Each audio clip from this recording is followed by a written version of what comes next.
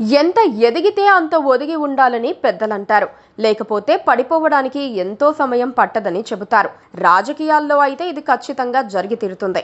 జనసేన అధినేత పవన్ కళ్యాణ్ ఈ దిశగా మొదటి అడుగులు వేస్తున్నారు. 12వ ప్లీనరీ సభలలో ఆయన చేసిన వ్యాఖ్యలే నిదర్శనం. 2014లో ఒక్కడినై కదిలి పార్టీ పెట్టి ఓటమికి భయపడకుండా పోరాటం చేసి 2024 జనసేనతో పాటు 40 ఏళ్లు టీడీపీని, అలాగే రాష్ట్రంలో దేశంలో ఎన్డీఏను నిలబెట్టామని సగర్వంగా ప్రకటించుకున్నారు. ఎన్డీఏను ఆయన నిలబెట్టారా, నిజమా అని అందరూ ఆశ్చర్యపోతున్నారు. 40 ఏళ్లుగా రాజకీయాలు చేస్తోన్న టీడీపీని నిలబెట్టారా, అబ్బో అని మరింతగా సంభ్రమాశ్చర్యాలకు గురయ్యేవారు కూడా ఉన్నారు. ఒంటరిగా పోటీ చేసిన పవన్ 2 చోట్ల పోటీ చేసి ఒక్క చోట కూడా ఎమ్మెల్యేగా గెలవలేకపోయారన్నది కళ్ల ముందు ఉన్న నిజం.